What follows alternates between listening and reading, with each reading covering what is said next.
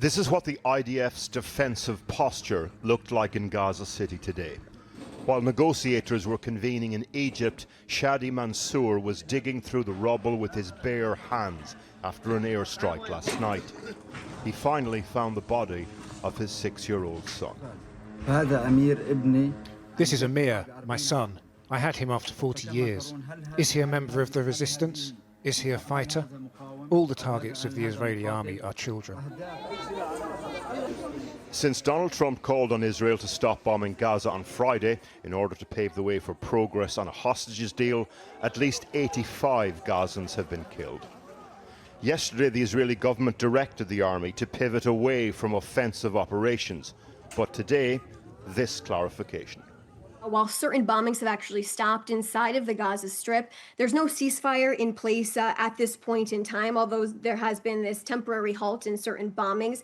The Prime Minister has given orders actually for defense to fire back for defensive purposes. Parallel to what's happening on the ground, senior negotiators convene in Egypt to try and get the Trump deal, or at least the hostages for prisoners and detainees part of it, over the line quickly. The U.S. Secretary of State today. And you're talking about within a couple of days. Should we expect it next week if it does happen this week? Well, actually, the talks, already some of the technical talk is happening right now. And our hope is that by the time our team gets to Cairo, 90% of this has been worked out and we're just sort of finalizing the logistical piece. Washington and Jerusalem want the hostages released quickly, but Hamas, reluctant to surrender all its leverage at once, will want more clarity on things like Israeli troop withdrawal and future governance. Donald Trump wants this deal to be his signature foreign policy achievement, and at a demonstration to release the hostages last night, they knew what buttons to press. It's not just diplomatic momentum behind this deal, there's also momentum on the streets here, a huge demonstration in Hostages Square in support of the deal to release the hostages. A huge sign in the middle reads, "It's now or never." According to the Trump plan, 250 Palestinian prisoners with life sentences, along with hundreds of other detainees, would also be released. Channel 12 in Israel is reporting that Marwan Barghouti is on that list. If correct, that's highly significant. He was given 5 life sentences in an Israeli court for orchestrating fatal attacks during the Second Intifada. His release would be a bitter pill to swallow for many in Israel.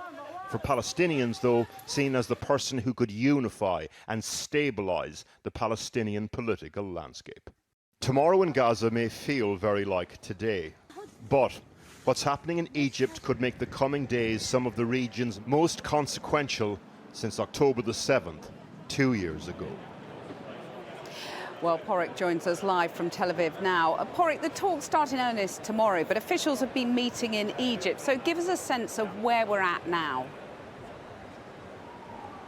Yeah, I think, Kathy, by close of play tomorrow, we'll start getting some sort of clues about the progress or lack of it being made. And what's interesting to look at here is the sort of choreography of who arrives when at these talks. So Israeli media reporting today, for example, that Trump's envoys, Steve Witkoff and Jared Kushner, aren't at the venue yet, and that they'll only arrive tomorrow once certain developments have happened. So they're the sorts of clues we're looking out for, which means that at the moment where we stand now, Israeli and Hamas negotiating teams are still thrashing out some of this incredibly sticky detail. One other thing worth mentioning, Egyptian media today are reporting that dozens of bulldozers have arrived in the center of the Gaza Strip to start constructing what's been described as the world's largest temporary refugee shelter. Now, that is a good omen because, of course, flooding the Strip with aid is one of the core planks of this Trump deal.